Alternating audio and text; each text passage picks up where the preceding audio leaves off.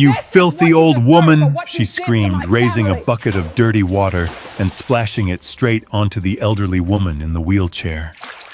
The filthy water splattered across her wrinkled face, dripping down her trembling hands. "I told you already. You don't deserve to live in this house. A crippled old woman like you dares to give me orders." No one knew that at that very moment, the door behind her opened, and the billionaire son she was about to marry had just returned. He stood frozen, the wedding bouquet slipping from his hands, his eyes filled with horror and guilt.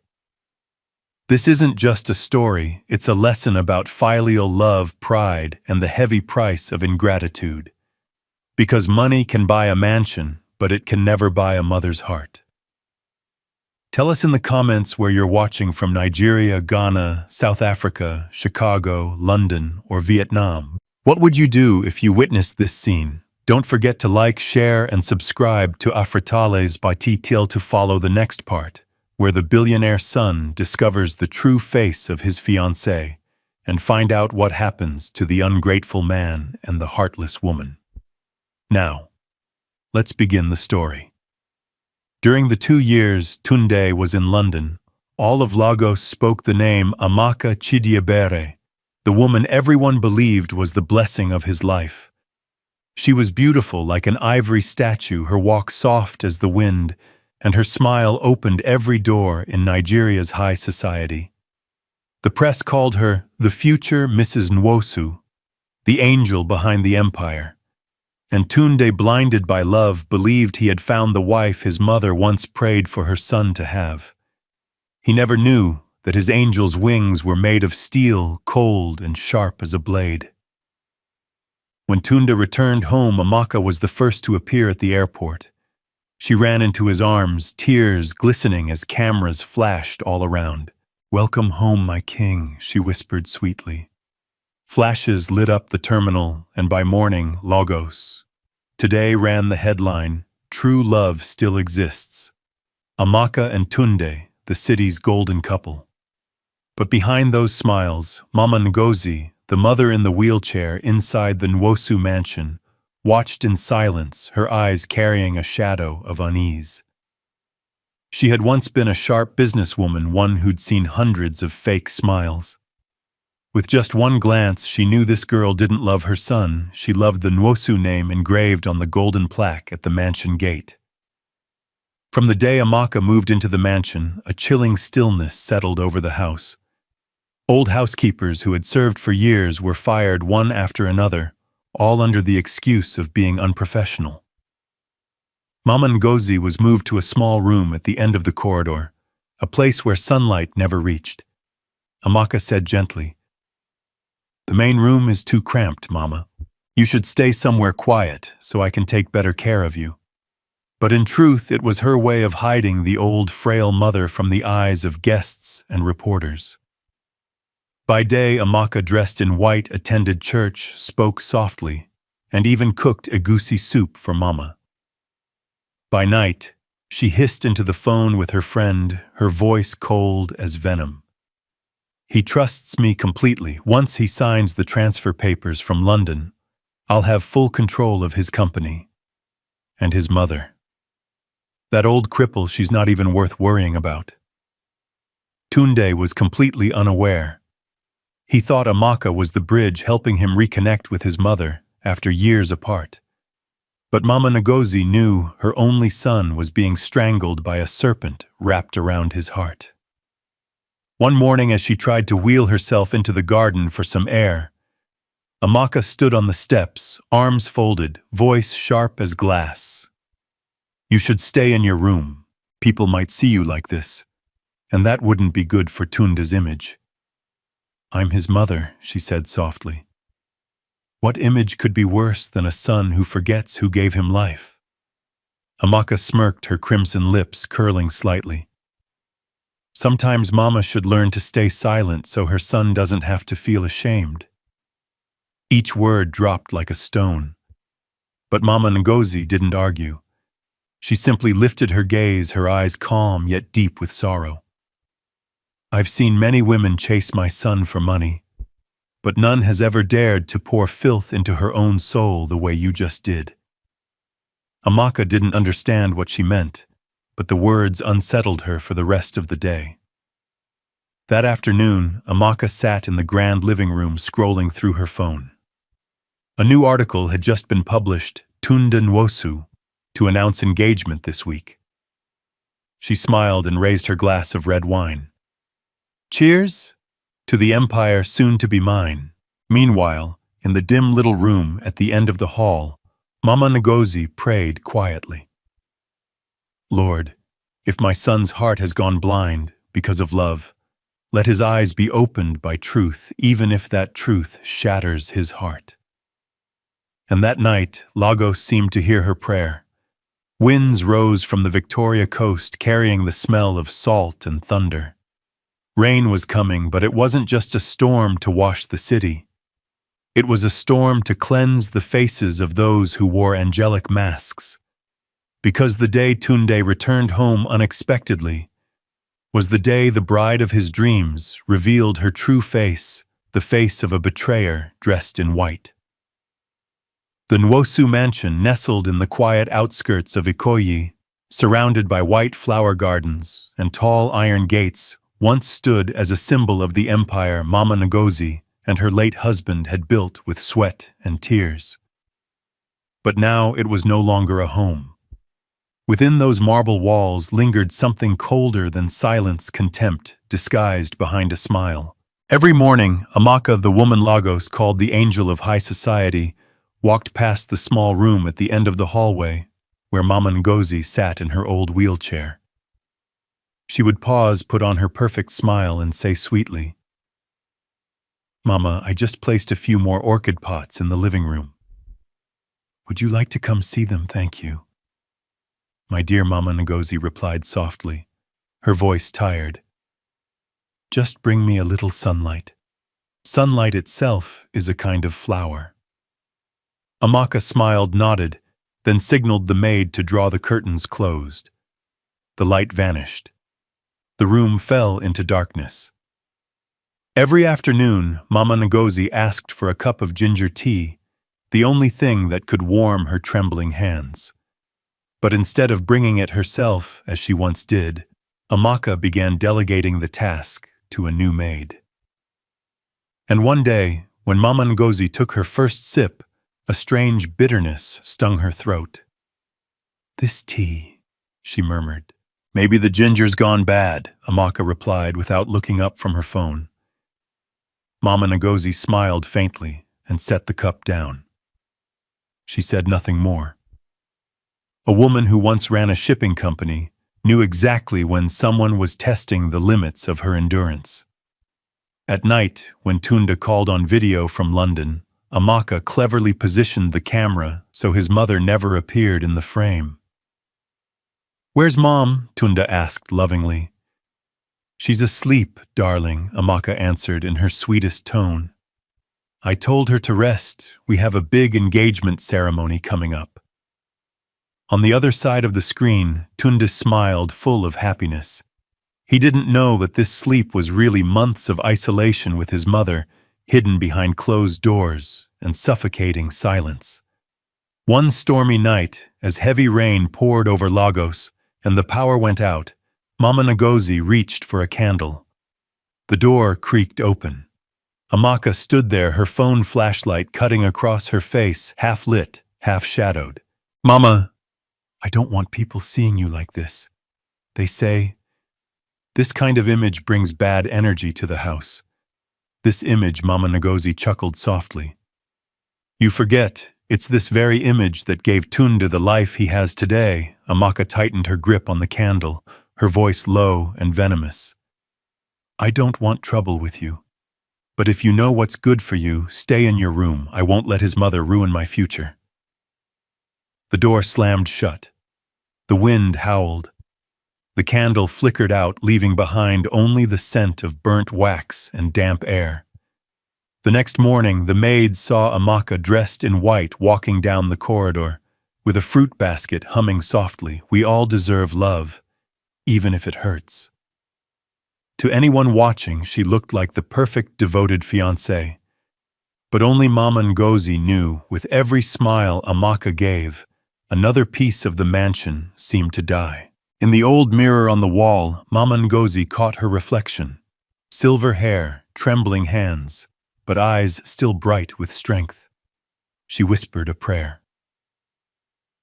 Lord, if my son's heart is blinded by false love, please open his eyes even for a moment, before it's too late. But truth always finds a way to reveal itself. That afternoon, as Amaka chatted on the phone with a friend, her words sliced through the air. I'll have all the shares transferred to my name. Once his mother's gone, I'll be the legal heir. What she didn't know was that the old landline in Mama Ngozi's room still worked, and its connection was crossed with the main line. Mama Ngozi heard every word. Her frail hand pressed against her chest, not from shock, but from sorrow. She had believed her son had chosen well. Now she understood sometimes love is nothing more than a knife wrapped in silk. That night Amaka entered Mama Ngozi's room with a towel and a bucket of water. Mama, let me help you freshen up. No need, Amaka, the old woman said gently. You must have other things to do. Oh no, Mama. Amaka smiled darkly. I want to help in my own way. Before Mama Ngozi could react, the bucket of dirty mop water crashed down over her. Cold water splashed across her frail body, mixing with her tears. Amaka laughed, her voice echoing cruelly, There now, you're clean, both your body and your reputation. Outside the door, no one saw. Only the wind and rain bore witness, carrying away her trembling whisper. Lord, if my son returns, let his eyes open in this very moment. And heaven must have heard, because just minutes later from beyond the iron gates came the unmistakable roar of a familiar black Bentley pulling into the driveway. That afternoon, the Lagos sky was heavy and gray, as if the clouds themselves were burdened by a terrible secret. A sleek black Bentley turned onto the gravel road leading to the Nwosu mansion. The wind swept through rows of bougainvillea, scattering dust and memories. Inside the car sat Tunda Nwosu, young heir to Nwosu Holdings, the powerful maritime logistics empire. He adjusted his gray suit and smiled faintly. For 3 years he had worked tirelessly in London, expanding the company, earning the title Young Visionary of Africa. Today he was returning home with 2 surprises, a proposal for Amaka, and a gift for his mother, a seaside villa, where she could finally rest and watch the ocean, the same ocean where his father once built their fortune. But Tunda didn't know that inside the house he was about to enter a storm was already waiting, ready to rip apart every illusion he still held. From the front gate, the old butler rushed out, trembling. Master Tunde, you've come home without notice. I wanted to surprise Mama. Tunde smiled. And Amaka, too. He carried a bouquet of white roses and a small red velvet box containing a diamond ring. Everything was planned perfectly. He would walk in, call for his mother, and then join Amaka to prepare for the engagement dinner that evening. But the first sound he heard when he opened the door wasn't his mother's voice. It was the splash of water and a scream that pierced his soul.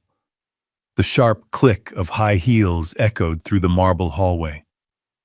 You useless old woman, I told you not to leave your room. Who gave you permission to touch my floor? Tunda froze. That voice, it was Amaka's. He pushed open the half-closed door. The sight before him struck like a nightmare. His mother, Mama Ngozi, sat in her wheelchair, in the middle of the marble floor, her body drenched, her hair matted and dripping. Beside her was an overturned bucket of dirty mop water, and Amaka, the woman he once thought pure and kind, stood there with a wet rag still in her hand, her face red with fury. Amaka! What is this? Tunda's voice cracked. She spun around quickly, forcing a smile. Honey, I was just cleaning up for Mama. She spilled the water. Mama Ngozi looked directly at her son, tears shimmering in her tired eyes. No, my son. She wasn't cleaning, she was trying to wash the shame off her own heart. The room fell silent. The only sounds were the ticking of the clock and Tunda's trembling breath. He looked from his soaked, trembling mother to the woman he had planned to marry. And in that moment, his entire world collapsed. He stepped forward slowly, voice breaking. Amaka, do you even know who she is? Of course, she said coldly. She's your mother. But she's also a burden in this house. I've had enough. A sharp slap rang through the hall. The diamond ring slipped from Tunda's fingers, spinning on the floor, before coming to rest beside the puddle of dirty water. You threw water on my mother, he whispered, trembling in the very house she built, with her blood and tears. Amaka glared back, her fury rising. You don't understand. I deserve better than a crippled old woman holding me back. Mama Ngozi raised a frail hand, her voice faint but steady. Don't lose your soul, Tunde. Don't let love make you blind. Tunde knelt beside her, wiping the water from her face, his tears falling freely, mixing with the dirt on the floor. I'm sorry, Mama. I let darkness walk into our home. She smiled weakly. My son, dirty water only stains the body. But ungrateful words, they stain the heart. Amaka stepped back, her voice trembling now with panic. You'll regret this. I'll tell the media your mother made up lies to break us apart. Tunda lifted his head, eyes blazing with clarity. Say whatever you want. But from this moment you no longer have the right to stand in this house. He rose to his feet, scanning the mansion that had once been a symbol of happiness. Now all he could smell was mildew and betrayal. He called back the old staff, those whom Amaka had fired, to return and care for his mother. Amaka screamed, threw her towel to the floor, and ran out the door like a spirit cast into exile. As the door slammed shut behind her, the sea breeze swept through the open windows, carrying the scent of salt and rain. Tunda turned to his mother and took her hand. Mama, no one will ever hurt you again. I'm home now. Mama Ngozi nodded slowly, tears tracing her cheeks. You came just in time, my son. If you had been one day later, only my spirit would be left in this house. That night, Lagos wept.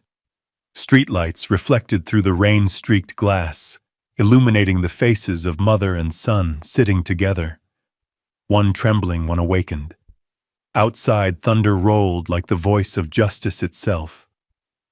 What hides in darkness will always be revealed by the light. And in Tunde's heart, a vow was etched forever. Not every dream is a paradise. Some dreams are just curtains hiding a nightmare. The grand living room of the Nwosu mansion was wrapped in a chilling silence. Outside, the rain beat against the glass, like the heartbeat of the heavens, urgent, heavy, unrelenting. The engagement ring lay abandoned on the marble floor, catching flashes of pale lightning, a warped symbol of love and betrayal. Tunda stood between two worlds. On one side was his mother, frail, soaked in filthy water, sitting in her wheelchair, her face gentle even as the last drops slid down her wrinkled cheeks. On the other side stood Amaka, his dream bride, her white dress damp, her eyes glimmering with fear at being exposed. A bolt of lightning sliced through the window, and in that instant every mask fell away.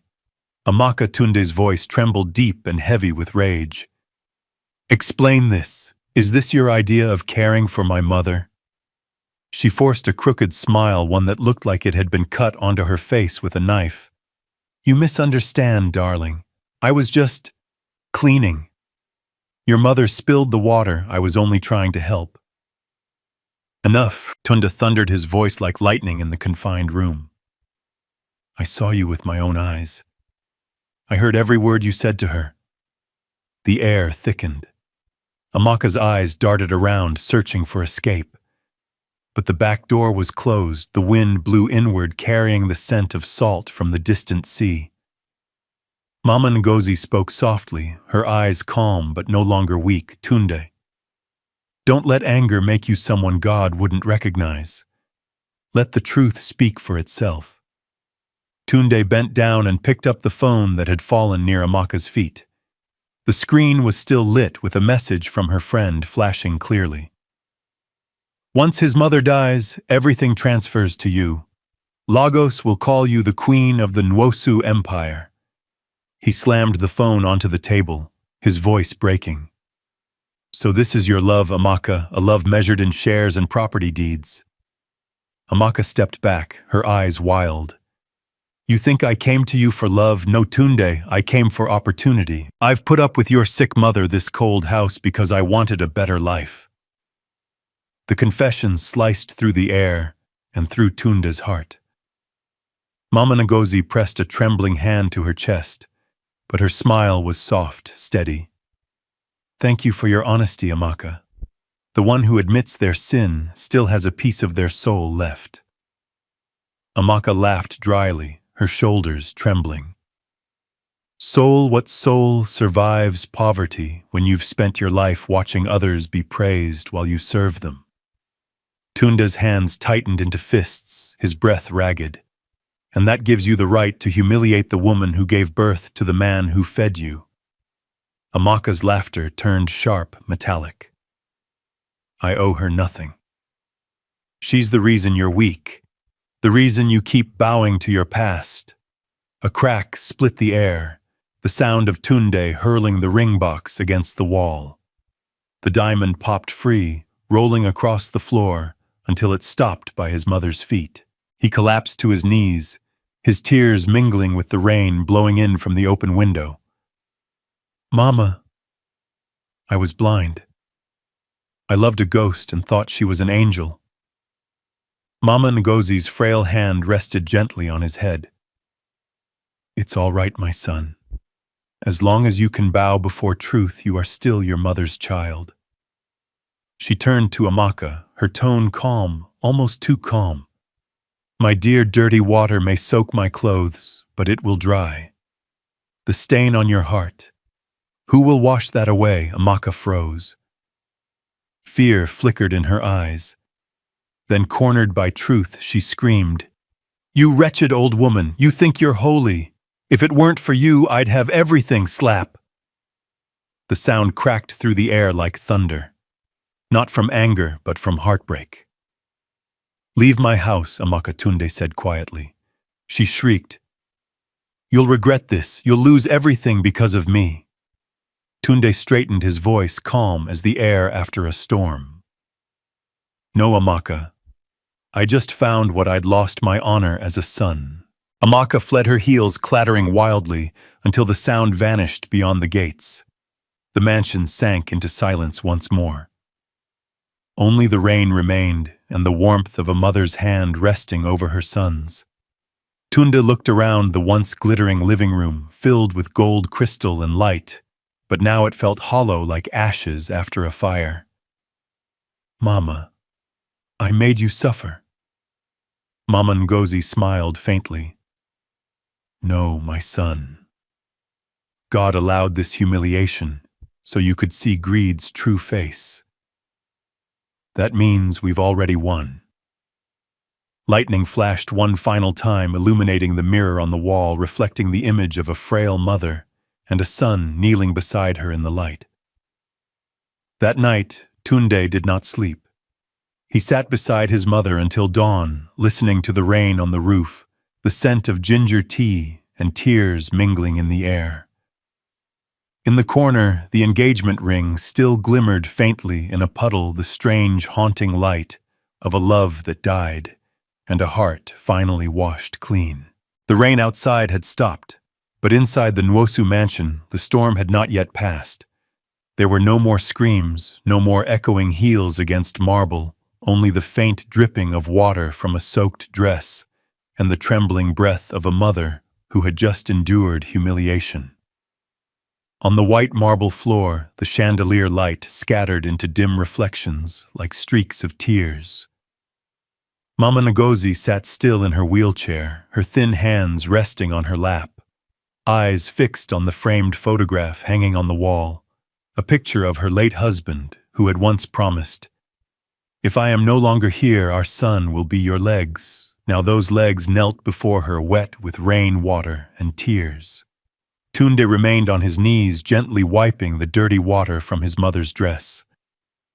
The chandelier light caught his face, revealing the torment of guilt tearing through him.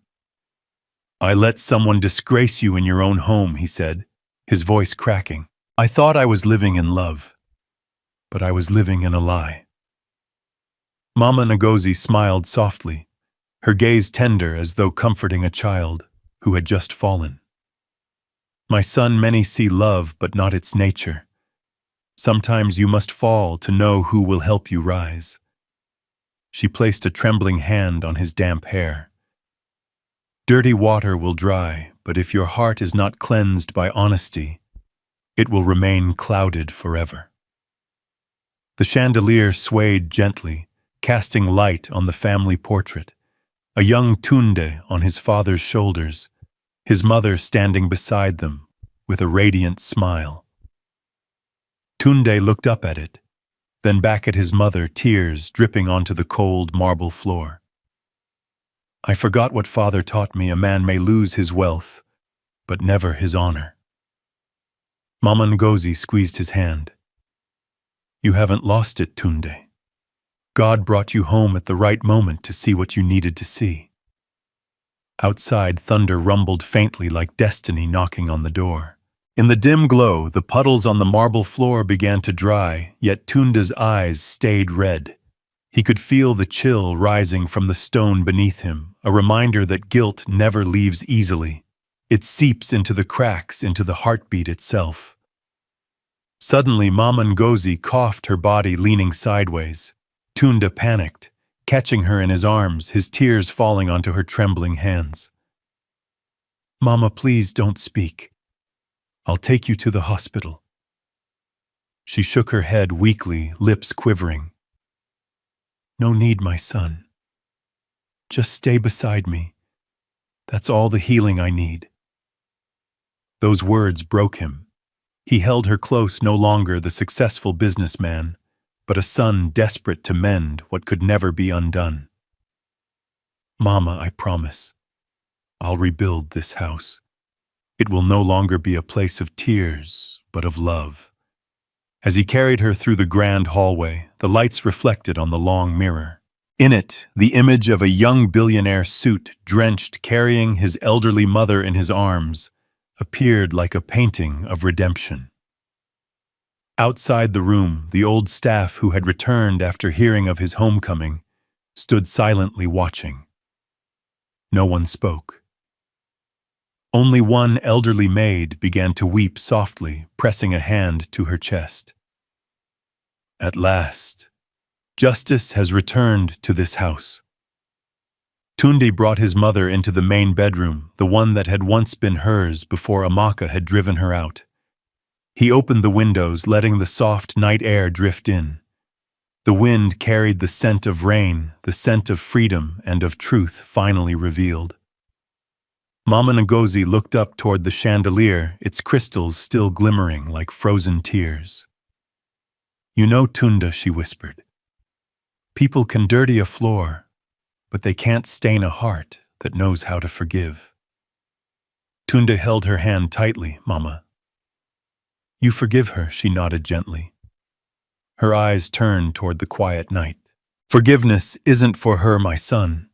It's for ourselves, so we don't carry hatred into our sleep." That night, Lagos was unusually calm. The soft breeze carried the earthy scent of post-rain peace through the open window. Inside, Tunde sat beside his mother, eyes closed, but heart open. On the bedside table, Mama Ngozi's Bible lay open to a marked page that read, "Even the marble remembers the tears of the righteous." And on the floor, the very spot once stained by dirty water, there now shimmered a faint beam of light, as if God himself had wiped away the shame of that mother forever. That morning, the Lagos sky was a clear, brilliant blue, a rare calm after months of chaos following the water of shame scandal. The city seemed to hold its breath, ready to witness something new, the grand opening of the Home of Grace. In front of the ivory-painted building, hundreds had gathered, businessmen, journalists, and ordinary citizens alike. A bronze plaque shimmered under the sun, engraved with the words, "The Home of Grace, for the Forgotten Mothers.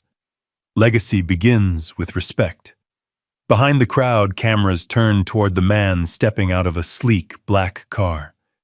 Tunde Nwosu, once the young billionaire who had enraged an entire city, appeared in a modest gray suit stripped of glamour.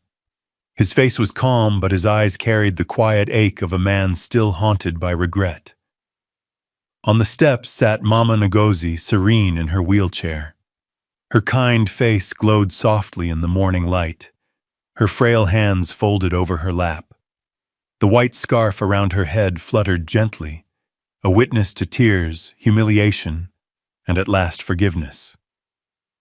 When the MC called his name, the crowd fell into silence. Tunde climbed the stage, his gaze finding his mother among the guests. In her eyes rested the peace he had spent years chasing in all the wrong places. "The day I lost everything," he began, his voice low and rough, "wasn't when the media turned against me or when my friends disappeared. It was the day I lost compassion and forgot the woman who gave me life." The microphone hummed faintly in the still air. Several heads lowered. "I once believed success meant fame and power, but today I know true glory is when a mother can proudly call her son mine. From her I learned that respect is the only legacy that never fades." Mama Ngozi smiled, tears tracing her cheeks. Applause erupted, steady, heartfelt, and unforced. Some journalists wiped their eyes behind their cameras.